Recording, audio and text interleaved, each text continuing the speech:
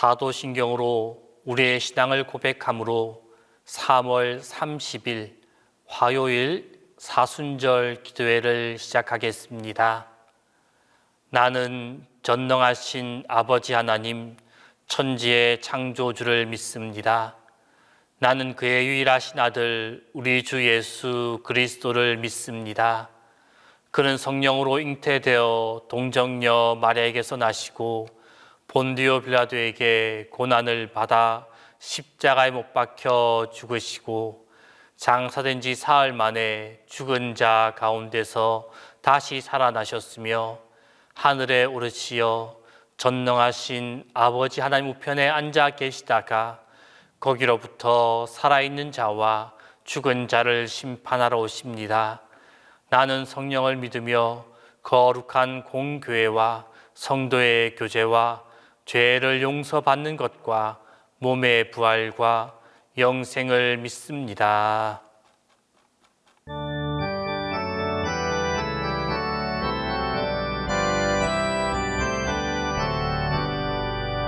내 주의 나라와 주 계신 성전과 피 흘려 사신 교회를 늘 사랑합니다. 내 주의 교회는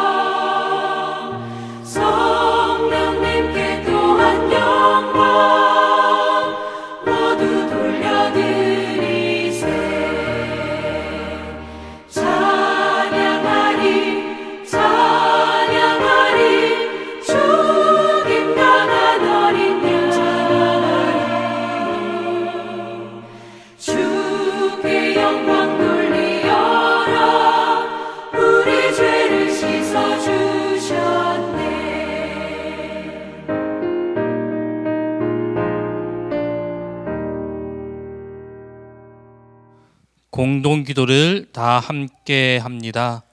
성전을 방문하신 주님, 온유하신 주님께서 분노하셨습니다.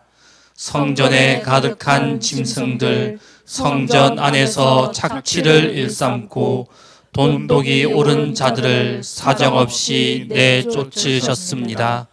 돈 바꾸는 사람들의 돈을 쏟고 비둘기 파는 자들에게 말씀하셨습니다. 내 아버지의 집을 장사하는 집으로 만들지 말라. 성전은 기도로 거룩하고 진실한 성도들의 순수한 헌금과 헌신하며 순종하는 마음으로 이루어집니다. 주님, 오늘도 주의 전이 만민이 기도하는 집이 되게 하소서. 아멘.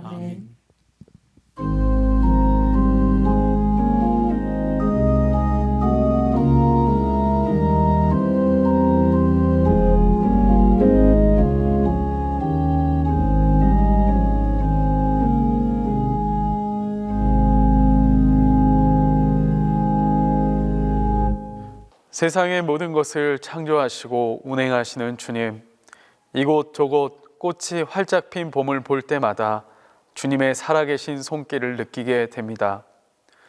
우리를 위해 아름다운 생명을 피워내시는 창조주 하나님의 은혜에 감사드립니다. 매일을 살아가며 주님께 받은 이 아름다운 선물을 늘 기억하게 하시고 이들과 조화를 이루어 우리의 삶이 더 겸손하고 낮아진 모습으로 살아가게 하여 주옵소서.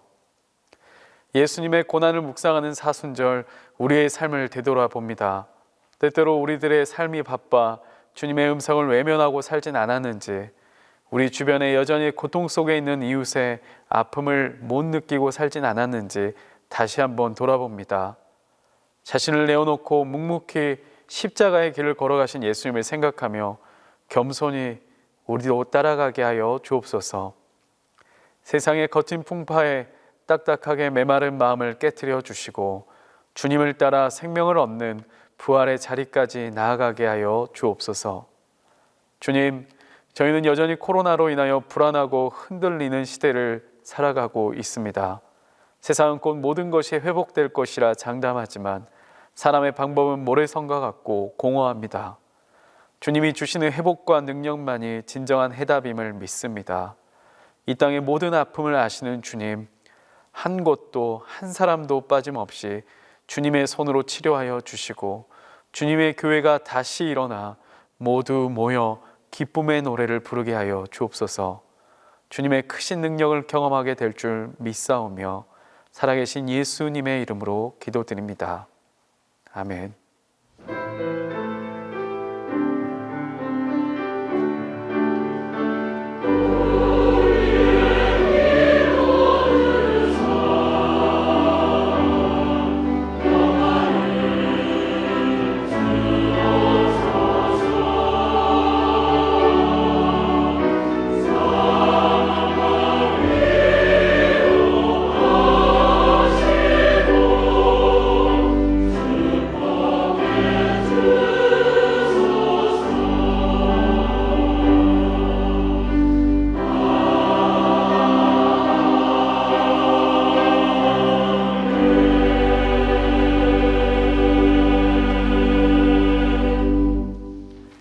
오늘 우리에게 주신 하나님의 말씀은 마가복음 11장 15절에서 19절입니다. 신약성경 마가복음 11장 15절에서 19절입니다. 그들이 예루살렘에 들어가니라. 예수께서 성전에 들어가사 성전 안에서 매매하는 자들을 내쫓으시며 돈 바꾸는 자들의 상과 비둘기 파는 자들의 의자를 둘러 엎으시며 아무나 물건을 가지고 성전 안으로 지나다님을 허락하지 아니하시고 이에 가르쳐 이르시되 기록된 바 내 집은 만민이 기도하는 집이라 칭함을 받으리라고 하지 아니하였느냐. 너희는 강도의 소굴을 만들었도다 하시매 대제사장들과 서기관들이 듣고 예수를 어떻게 죽일까 하고 꾀하니 이는 무리가 다 그의 교훈을 놀랍게 여김으로 그를 두려워함일러라. 그리고 날이 저물매 그들이 성 밖으로 나가더라. 오늘 본문 성전 정화 사건은 십자가를 앞두고 예수님께서 예루살렘 성전에서 행하신 아주 파격적인 사건입니다. 당시 성전에서 벌어지고 있던 종교적이고 세속적인 일에 대한 일대 대개혁이었습니다. 그 당시 유대인들은 성전 안에서 성전용 세계를 따로 사용하고 있었습니다. 로마는 그 동전을 주저할 때 황제나 혹은 총독의 얼굴이나 왕의 얼굴을 동전에 새겼으므로 그 형상을 새기지 말라라고 하는, 이미지를 새기지 말라라고 하는 십계명을 따라서 유대인들은 이 로마 돈을 사용하지 않았습니다. 그래서 사람의 얼굴이 아닌 다른 형상이지만 두로의 동전을 사용했습니다. 두로 동전은 사람의 모양이 없었기 때문입니다. 그리고 이와 같은 이런 일들을, 이 환전하는 일과 또 이와 같은 이런 일들을 이방인의 뜰에서 행하였고, 당연히 환전상이 나타났고 이들은 환차익을 챙겼습니다. 또한 그 성전에서 사용하는 그 번제를 드리기 위해서 가져오는 동물들을 자기 지역에서부터 가지고 오다 보니까 오는 길에 다치기도 하고 병들기도 하고 넘어지기도 하고 이래서 온전한 동물들이 그렇게 많지 못했습니다. 그래서 아예 이들은 성전 옆에 동물 시장을 따로 두고서 양문, 곧 양의 문이라는 거죠. 이는 그 성전 어디에도 나와 있지 않는, 성경 어디에도 나와 있지 않는 성전의 구조물 가운데 하나입니다. 그 양문이라고 하는 문을 만들어 가지고 그리로 아예 성전 안으로 들어올 수 있도록 특수문을 만들어 둔 것이죠. 비밀문이었던 거죠. 그리고 이런 일을 사고 팔고 하는 일들은 다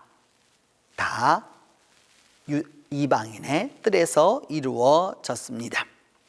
왜 이방인의 뜰에서 이렇게 하였는지 그 유대인들에게도 나름대로 명분은 있었습니다.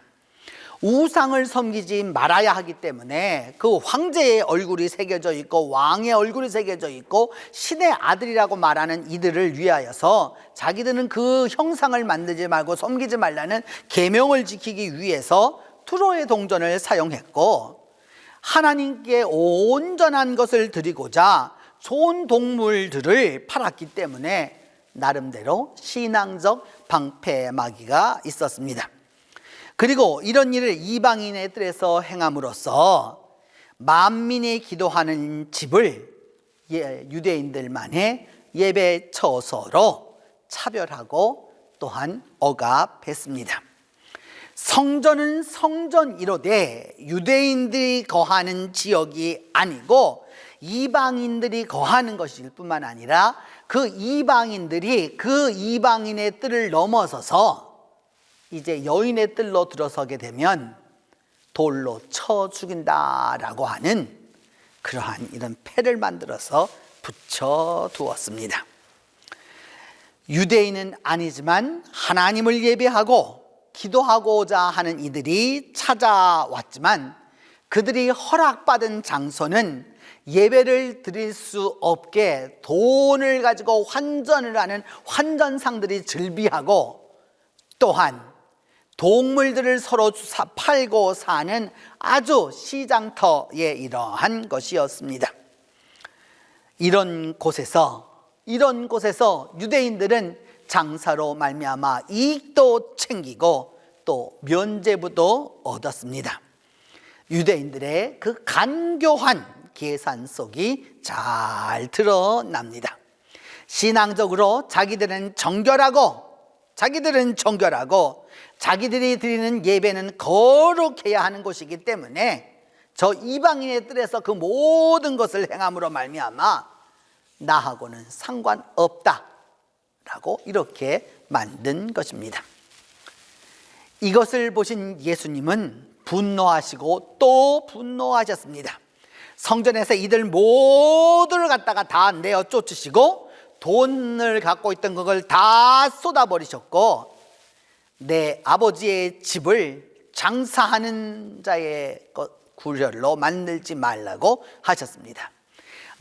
성전은, 하나님의 집은 만민의 기도하는 집인데, 이방인의 뜰에서 장사해서 만민이 기도하지 못하도록 그 누구도 차별이 없이 다 기도할 수 있음에도 불구하고 이방인들은 그렇게 할 수 없도록 장사를 해도 된다라고 하는 그 유대인들의 아주 그 교만함과 교활함과 배타성과 그 편협성을 예수님은 아주 강하게 질타하셨습니다.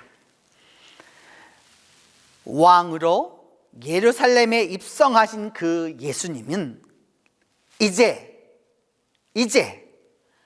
하루 만에 베다니에 나가셨다가 다시 돌아오셔가지고 완전히 개혁자가 되셨습니다.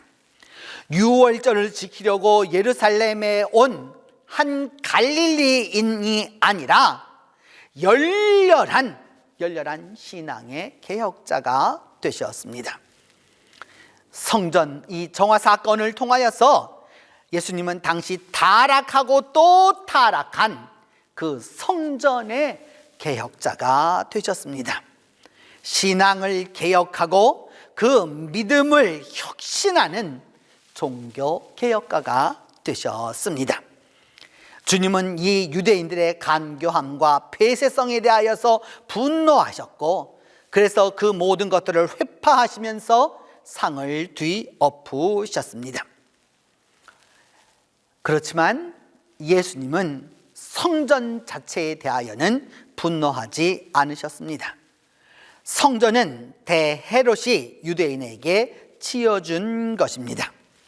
대헤롯은 일찍이 예수님이 태어나기 전에 이미 유대인의 왕권을 로마로부터 사서 유대인의 왕이 되었지만 유대인에게 환영을 받지 못했습니다. 왜냐하면 그는 이둠의 곧 에돔 사람이었기 때문입니다. 그래서 유대인들로부터 존경과 권위를 얻을 수 없었습니다. 그래서 대헤롯은 당시 정치적으로 혼인 정책을 실시해서 당시 유대의 하스모니안 왕조의 공주였던 미디암과 결혼하고, 그 유대인들이 가장 신성시하는 그 성전을 당대 최고의 건축가였던 대헤롯이 지어 주었습니다. 무려 성경에 의하면 46년 동안 이 성전을 지었습니다. 이것은 사실 유대인에게는 받아들일 수 없는 것이었습니다. 자신들이 섬기는 하나님을 모시는 그 성전을 이교도가 지어준 것입니다.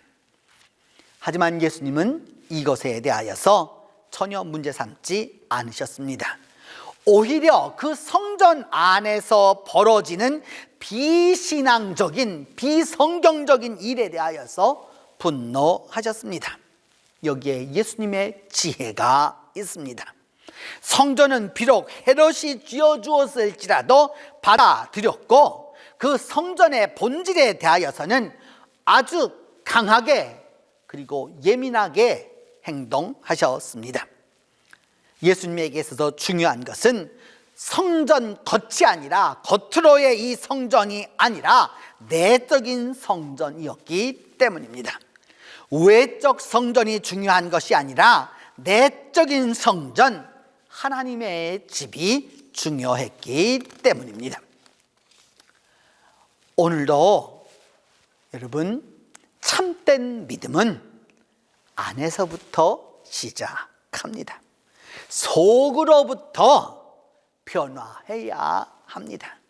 내가 변화해야, 내 속이 변화해야 나를 개혁하는 것입니다. 교회와 사회와 직장과 공동체가 비능률적으로 권위적으로 흘러가고 있으면 나 자신을 먼저 돌이켜 보아야 합니다. 나는 과연 유익한 존재인지, 교회라면, 교인이라면 내가 믿음 안에서 깨어 있는지, 하나님과 친밀한지, 그리고 섬기고 있는지, 나누고 있는지, 기도하고 있는지 체크해 보아야 합니다. 나는 최선을 다해서 맡겨진 책무를 정녕 제대로 수행하고 있는지 알아보아야 합니다.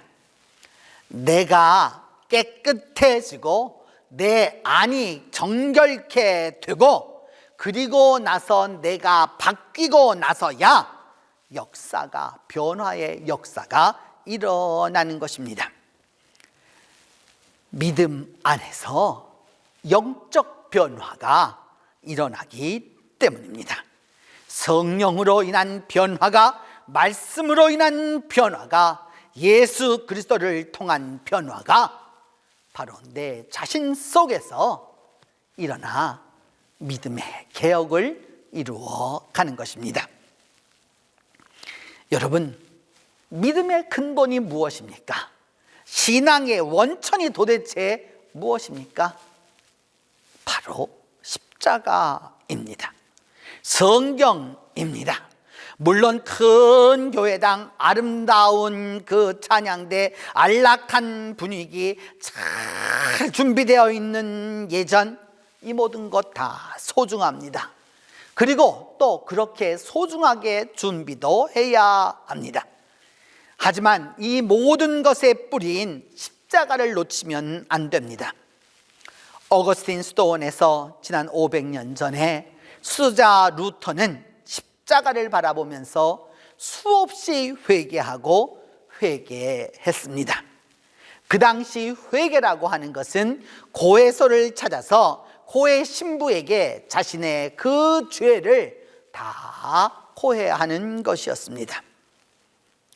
얼마나 많이 고해를 하였든지, 얼마나 그 고해소의 종소리가 울리도록 그것을 흔들었던지, 그 고해 담당 신부가 고해하는 자가 바로 루터임을 알고서 이렇게 말했습니다. 루터야, 이제 가서 좀 죄를 모았다가 가져오너라. 죄를 좀 모았다고 가져오라는 그 이야기를 들을 정도로 십자가에 대한 그 죄의식이 투철했던 그 루터를 통하여서 종교 개혁이 확실하게 유럽을 강타했던 것입니다. 오늘도 중요한 것은 성경의 근본 정신입니다. 믿음의 근본, 곧 십자가입니다.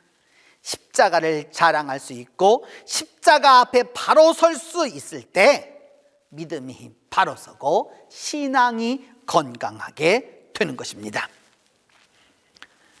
성주간, 순환주간을 지나는 우리들에게 오늘 이 성전 정화 사건을 우리들 모두에게 주님이 원하시는 우리 믿음의 정결입니다.